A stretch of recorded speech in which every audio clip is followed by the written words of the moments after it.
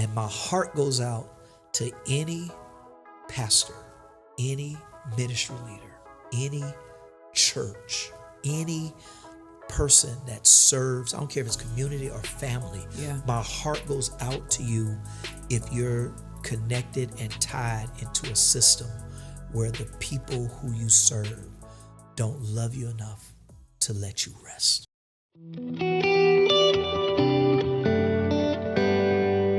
It's time to pour and be filled. Let's get into it. Helping people reset this thing about ministry with a different new focus, because you're PK.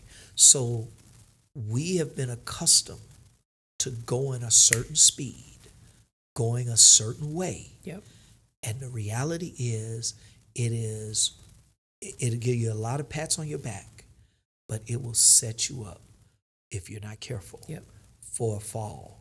Because what happens is you keep on using your feet and you're dancing and you're moving where all of your traction that's under your shoes are gone. And you don't even give yourself time to change shoes. Yeah. But it keeps bringing you higher and higher. And you steady dancing, you steady moving, and having no idea that you have no traction on your feet, right? Tripping up and falling when you're on the ground might give you a twisted ankle. Tripping up and falling on a mountain, Pastor, or a building could kill you. And the enemy knows that. Are we still recording? Good. This is so good. No, this is facts. Oh so what the enemy does is you think he cares because ministry is going and on fire, and you think the enemy cares because you're getting higher and higher and more engagements, and now you're getting more popular. Man, he don't care about that. He does not, but he knows the higher you get. Where he gets nervous is when you pause and keep getting traction on your shoes. Oh my God. Get your traction. Keep your traction, because slippery feet at the ground, twist an ankle. Slippery feet on a building, kill you. Yeah. Facts. That's good, Pastor.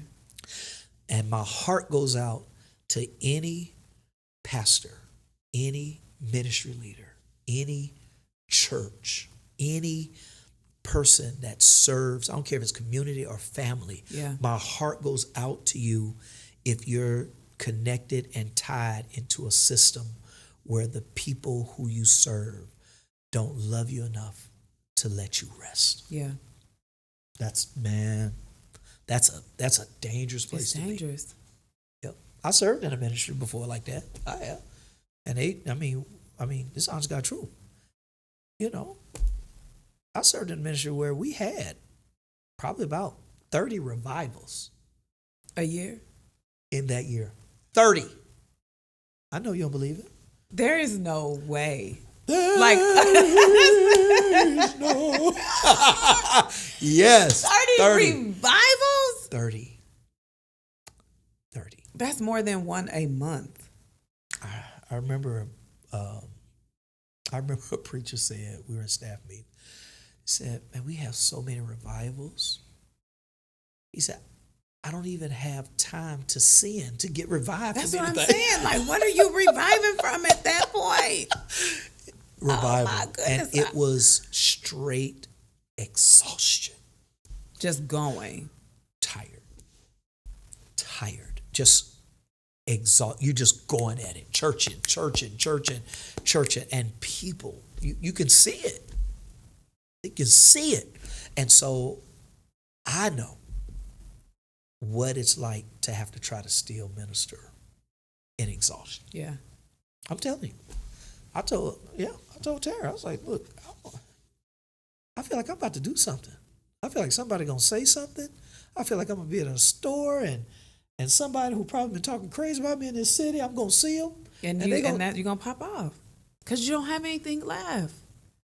Your composure is gone. I remember a guy comes up to me once, and I do and love him, but I was so exhausted and tired, and he was so mad at me because of something he heard, all that stuff. But the reality was, he came up to me, I came to him, he was sitting in a chair.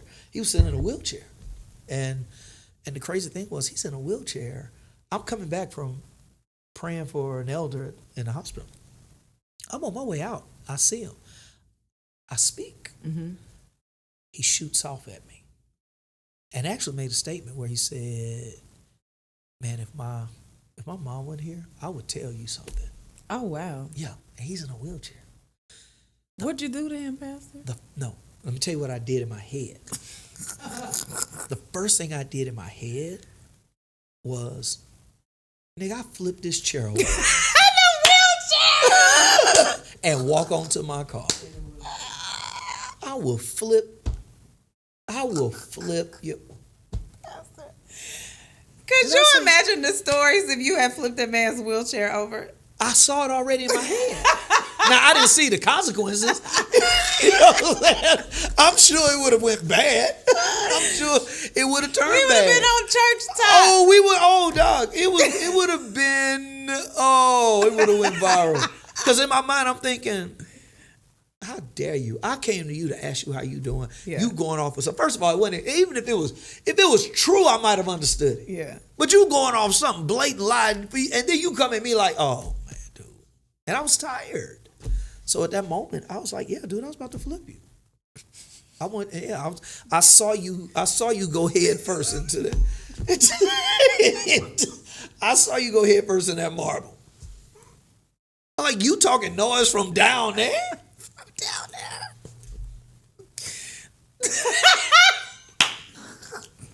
there. Right now, I'm up here filtering words that's in my head that I want to let out, but hold a man, yeah. But you asked me to do this in July. I'm tired, right?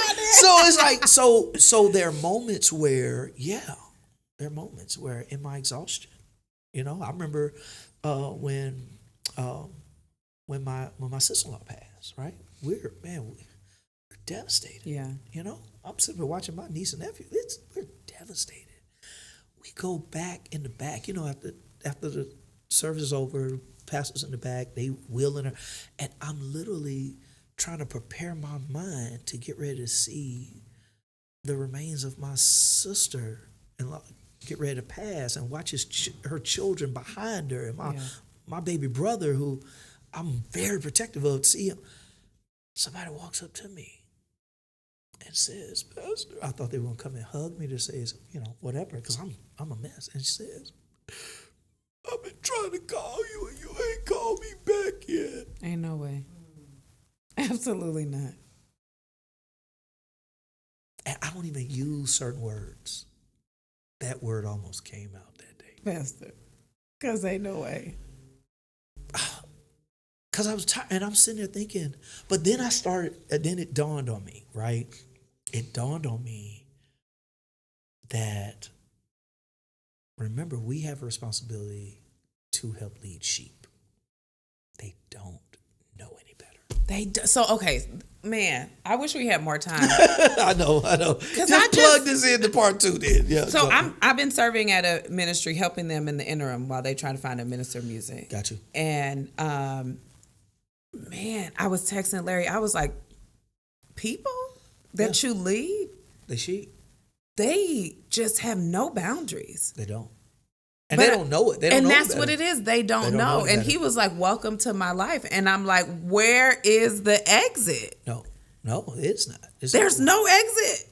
No. Jesus didn't, man, he went on a mountain, prayed, and came right back down. And you got the disciples arguing with the Pharisees. Yeah. You got a young kid that's got a demon in him that the Bible says that left him deaf, mute, deaf and dumb spirit. So you got all kind of dumb stuff. You got deaf stuff they ain't here. You got people arguing. And Jesus like, this is what I just came off the mountain from praying. Yeah. To deal with. Jesus even said. Yeah. Yeah. Jesus said. They came to him and they started arguing. And Jesus says, you unbelieving generation. But this is why you got to tame the tiger. How long I got to deal with you? Because Jesus. Then he look at another group and says, and how long do I have to put up with you? So there are moments where he's coming off the mountain and had to say this. Yeah. Imagine if that tiger wasn't tamed.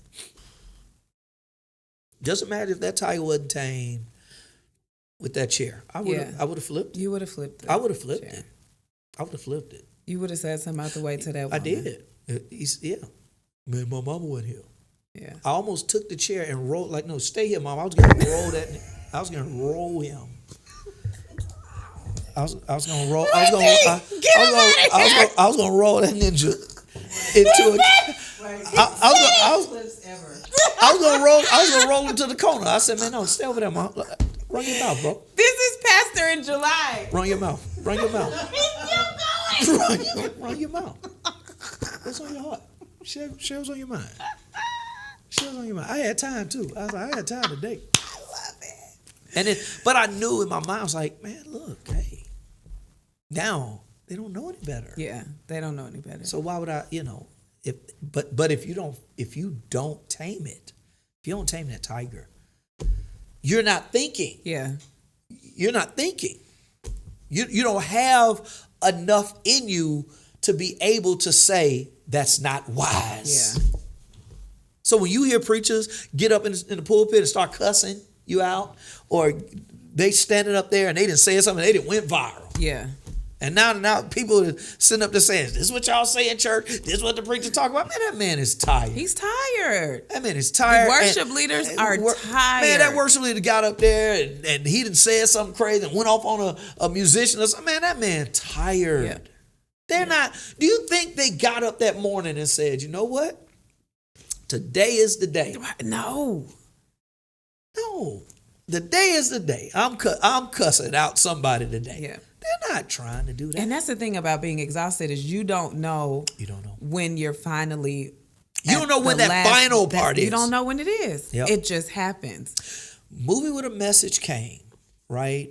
When I told Tara, I said, you know what? I was talking to my brother, Darren Shesky. Man, shout out to Darren Shesky. Love you, boy.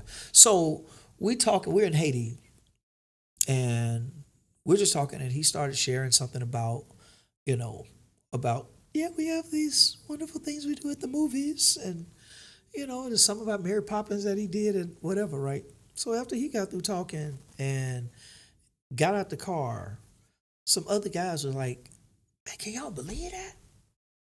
We're like, what? It's like, man, he's running movies about some Mary Poppins. He said, man, black people they ain't looking at you on no screen. And I'm in my head, while everybody was going in, I said, I don't care if they do or not. I'm going to try. Yeah. Because if I don't, I'm going to embarrass the kingdom. Yeah. But it's working. Not only did it work, we have record attendance. When you're in August, there's a certain kind of data you read with the growth and the decline of attendance in church. Yeah. When July and August hit, it's usually going like this. It doesn't really pick back up till like September, into August, September. Our stuff bounces. And they're like, wait a minute, your numbers are up. And God said to me, and I'm doing it without you. Jesus. So keep on working yourself crazy. Keep running yourself off a cliff as if I can't do this without you. Yeah. Mess around and die.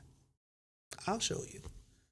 You'll be watching from heaven, seeing Jesus. These folk will get it done without you, because at the end of the day, the reason why you don't rest the way you should is because you keep trying to treat my boo like she's yours. Like it's yours.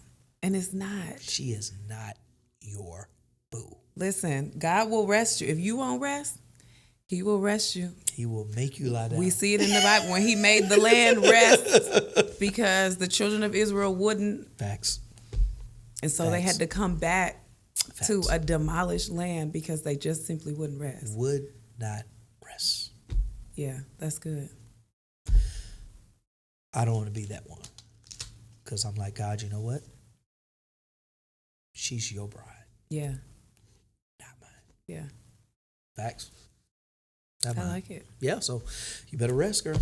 Y'all better get your rest. You better share that, and share that with people to let them know. So when somebody says they're tired, and something else is that I pray that God continues to give me discernment when I recognize others are tired, even when they don't. That's good. No, because now you got to work with the whole thought of, he set me down. He made me sit down. She set me down. Pastor set me down. See, I don't know what denomination that comes from, but whatever denomination where when they say people got set down, it's almost like punishment. Yeah. Because you get sat down because you did something. You get set down because somebody, doing. That wasn't really the Baptist. I ain't never heard that before until I got older. So us apostolics used to get sat down. So that's it's y'all apostolics. That's what it is. So y'all come from this place where sitting down is like punishment. It's punishment because you did something you weren't supposed to do. I'm looking at it from a standpoint of coaching. I don't love the team if I let a player who has a twisted ankle get back on the field. That's good. They need to rest. Sit down. Rest your ankle. Yeah. Get well. Get well. Because otherwise we're bleeding on the people. Man, and we are responsible. Yeah. We are responsible. I know exhaustion when I see that. And if we say it, so I talk with leaders. Hey, man, what you think? You think so-and-so? Man, she seems exhausted. He seems very exhausted. Yeah. Yeah, I see that too, Pastor. I said, okay, well, we need to have a conversation. Give them time to rest. They don't need to let them, they need to rest. Yeah, that's good. And so when you get that, it's the whole thing of, and you got to be careful with it because you got to share that kind of stuff. Yeah. And people will look at it almost an offense. Like, what do I do? Well, and I think that's because, especially in the worship ministry, we tie our value to what we do and not to who we are, right? And so it's like, well, if you're telling me to sit down, and if I'm not singing on Sunday, if I'm not playing on Sunday, then who am I and what am I supposed to be doing? Resting. And when you tie your identity to what you do, that is the first sign of exhaustion. Yep. That's the first sign of exhaustion. You're right. Because you are allowing, because all of that's flesh, insecurities, all that's flesh. And when you're letting flesh drive the vehicle, of course you're going to feel like that. Yep. You know what I'm saying? Yep. And in our culture, man, when you're at church Sunday and see some of my Caucasian brothers and their wives just sitting all in church, these guys have churches. Yeah. That's unheard. They don't do that. Black church, they're like, no, we ain't. Yeah, no. If I'm here, I'm preaching. Yep. And I'm sitting there thinking, then you up there fumbling, you up there talking crazy, you going off, you done went on a tangent for 35 minutes, and now before you know, you done went 35 minutes before you start preaching. Done lost the people. You done lost them. And no, that's real. You better rest because it is crucial to not just your survival, but to the survival of those who are coming. Back. And there are so many lives attached to so many, us. so many beyond what we see. Man, there are people who the people are listening to, who are tied to them. Yeah. Yep. There are people who are at home. They're about to go back home to, and there's some people that are saying to themselves, "All right, God, I'm gonna give this one more chance." Because if I go the way I'm feeling now, if I go back home, knowing that they just had an affair and I know about it and they don't know I know, Jesus. in my mind, I already am thinking I'm killing them. Yeah. All right, God, I'm going to give this a chance. I'm coming to you. And we get up there with some foolishness. Yeah. And he got the gun already under the seat, locked, loaded. Jesus. And life don't. This is too crucial. It's too crucial. For us to be worried about how you feel. Like, no, we see this opportunity in this moment at such a sense of urgency that we can't afford to just drop it. Yeah. We can't. We just can't. Too many lives on the line. It is. And and our ministry is just a little too crucial for that right now anyway. Because of those people that are coming in. Yeah. I've had to deal with this for years. I got preachers that are right now still mad at me in the city. He never let me preach. Oh, God. He never let me preach. That's not my responsibility. Right. My responsibility is not to give you a chance to stand before people of New Beginnings and preach. It's not. That's not my responsibility. Is for you to grow as a man, as a woman. That's my responsibility. And if you have a gift, we have a ministry in place that you can come in and get. Oh, they don't want to do that. They want to stand in front of those people. Mm-hmm. They want to hear all that shouting and jumping, and they want them to jump and shout at them. They want that platform. And the reality is, New Beginnings has never been a place to scratch your itch. Yeah. It's not.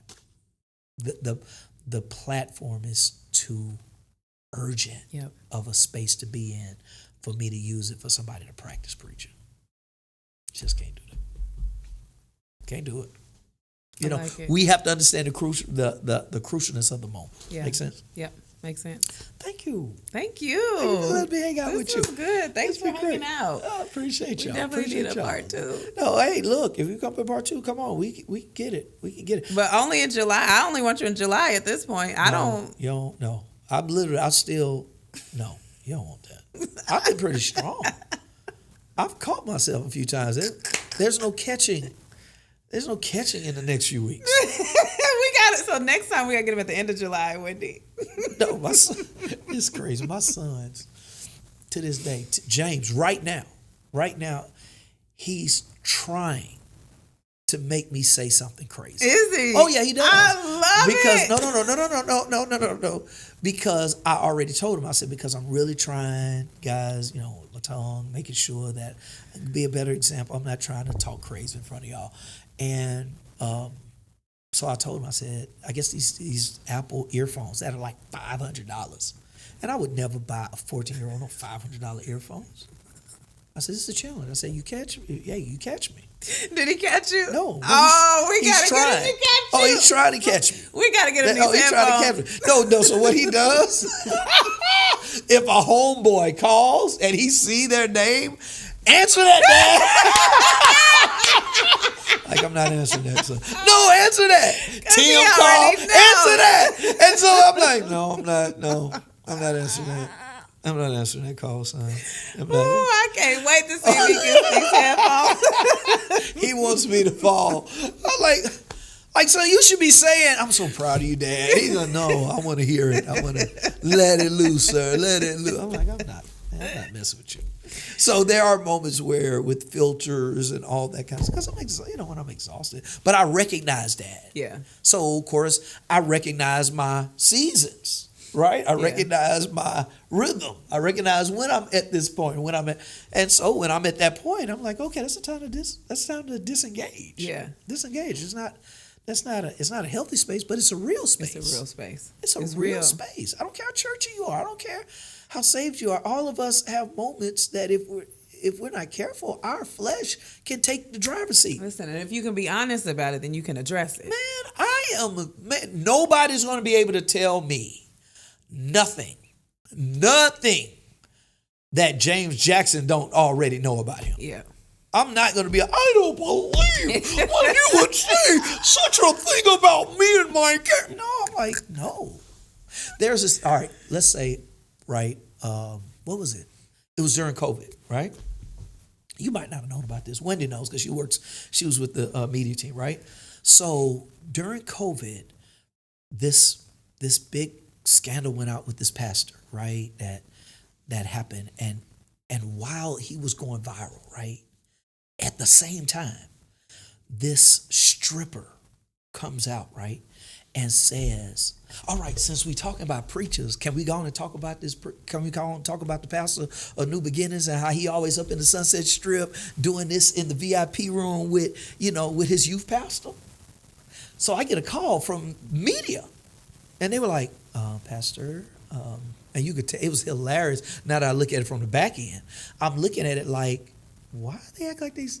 like, okay, yes. They're like, Pastor, we got this information and we just really want to know, how do we deal with this? And I was like, I don't know. I said, tell you what, send it to me and we'll talk about it. Yeah. So when I saw it, I was like, oh my God. No, this is the first thing that came to my mind. First thing that came to my mind was, people go to strip clubs and During COVID. y'all dirty. I'm like, that's disgusting. I'm like, then y'all still open? That's what I'm thinking. I'm like, y'all still open? But then I'm sitting there and I'm watching this thing, not paying mind, right? They never said my name, but they said the pastor of New Beginnings. Yeah. And I'm listening to the comments and it's catching fire. Oh no, not Pastor Jackson. Wait a minute. Man, I knew there was something wrong with that dude. I knew. And somebody like, girl, stop. He a man like you just like him. Yeah, he was in there. Leave him down. And I'm thinking to myself, oh my God. I'm like, Tara, look at this. So she come in and watching this, and they just watch, and these people are firing off. Some people are like, man, I'd never go to that church again. Man, I knew da-da-da. And in my mind, I'm like, oh my God, what do I do? What do I do? Tara said, oh, so we'll be street clubs.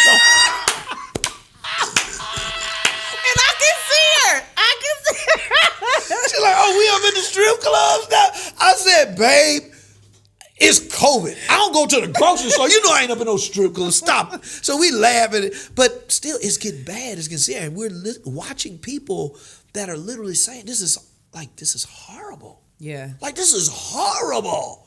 And I'm like, oh my God, what do I do? So I'm up here, call my pastor, like, man, look, this is going on. Shout out. So I'm talking to mentors, I'm talking to pastors. So I talked to Pastor Jackson and I said, hey, look, man, don't say nothing. Just don't say nothing. These folk crazy. Just let them. And I'm like, but I can't. I can't. I feel like I need to do something. I feel like I can do something. I call. Shout out to Ari Vernon. I called Dr. Ari Vernon. I said, sir, this is what's going on. And they said, all right. Well, first thing is it true? I said, no. He's like, okay, well, as long as it's not true, and I'm thinking, and so God starts dealing with me, and he says, no, this ain't true, but don't act like you wouldn't have a proclivity that, oh, Jesus, you could go into one. Oh, gee. Yeah, you wouldn't, you got enough wisdom, you wouldn't go up in one in Indy, but if your spirit was low enough, and the opportunity was there, don't act like you don't have the proclivity. Jesus. And I was like, wow. Because in my mind, I went into, I got to protect my brand. I got to protect my character. I got to protect my nature. And God says, no, your nature probably would do that. Something like that. You would go up in there. I said, but I wouldn't go up there and do that, what they're telling me to do. But you would go. I wouldn't go to you, Pastor. It doesn't matter. You would go. Yeah. So it was a moment where I said, okay, let me check myself. Now that humbled me right there. Oh my God. But the reality is, it's going viral. It was going viral. It was going viral. And I'm sitting there thinking, man, that's embarrassing. Yeah. God said, just imagine just how much more embarrassing it would have been if it was true. Jesus. Just imagine what your family would have gone through if you would have gone in there. Yeah. Because the reality is, if your filters are off and your flesh gets in the driver's seat, this would be just the kind of stuff that would happen. Yeah.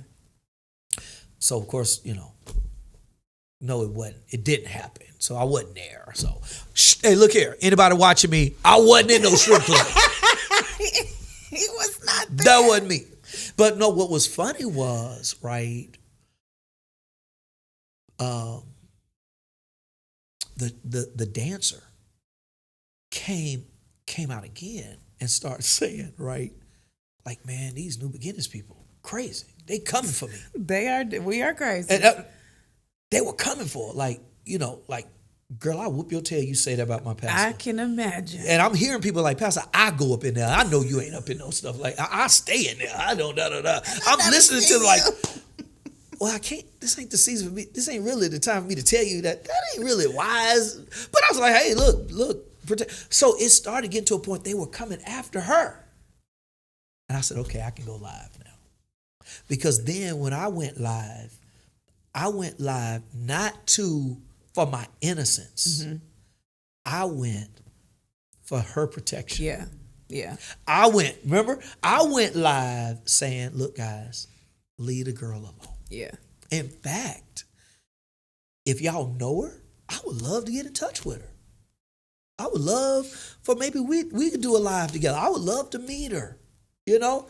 I said, so if y'all know her, let her know, bring it to me. I would love to get a chance to let her know. Y'all send this to her. Let her know I would love to meet her. Blah, blah, blah. But guys, look, first of all, that was not me in no doggone strip club. And if y'all in a strip club in COVID, you're nasty. Yeah. Stop. Yeah. But I said, but at the end of the day, this may be an opportunity, you know, for us to show some level of kindness. I said, because the reality is that girl didn't bring up a Pastor New Beginnings because she just wanted to embarrass me.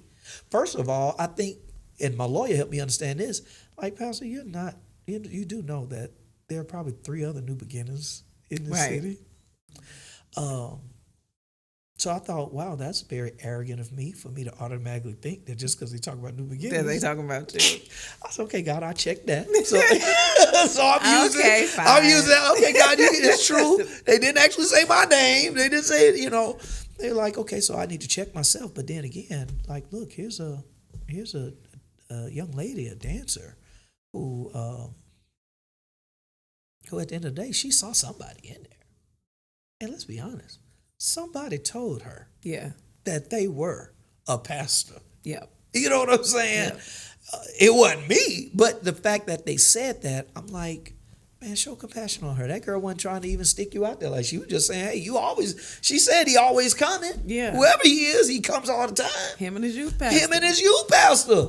Kicking it. And look, hey, if you're a pastor out there, the youth pastor, you know, shooting in, you know, going up in strip clubs, man, chill. Go get you some rest. Get you some rest.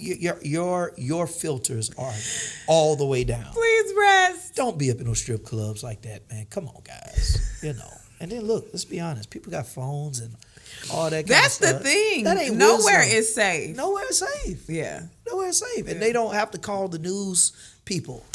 There used to be a time they had to call they don't have to do that. Channel 5. Instagram Live. And they got their own cameras. Stop, y'all. Chill, man. Chill. Go get some help.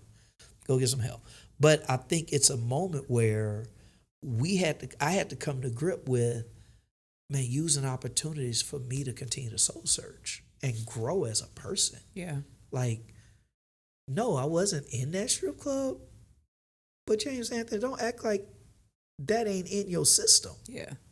You know what I'm saying? Don't act like if you just so happen to drop in a strip club, it ain't like you're going to be up in there like, ugh, yuck. I'm probably going to be up in that thing like, hey, cut the cameras. I mean, I'm thinking the old James would have. I've been like, drop them, baby, keep them coming. Cut the cameras. You know, I would have been up in that thing like Billy, you know, Meek Mill. Every time I'm in, I get to throwing 30 G. I'm like, I probably would have. Like, no, don't act like you don't have the proclivity. Real. We all do. And don't act like your spiritual self, you don't have the proclivity. Not saying that you would do that, but you do have a proclivity that for if something, you let your flesh take the driver's seat, it's going to embarrass the kingdom. Yep. I'm sorry. I don't care who you are. I don't care if you're the mother of the church. Whatever it is, you got something in you that if you let your flesh take the driver's seat, it can get ugly fast. Yeah. And if you don't recognize it, you don't put it at bay. Like I locked it up. And the key is thrown. But I know what the key is. Yeah. And if flesh jumps in, flesh can go look for that key. You're going to find that key. And you're going to let that tiger out. Tiger's out. Put that tiger back in the cage. Yep, that's it. All right. All right. I didn't read my mouth. Pastor James Anthony Jackson, everyone. Love you, girl. Love you, girl. Love God you bless too. you. God keep you all. That's my prayer. Thanks, Pastor. Love you, girl. Bye, y'all.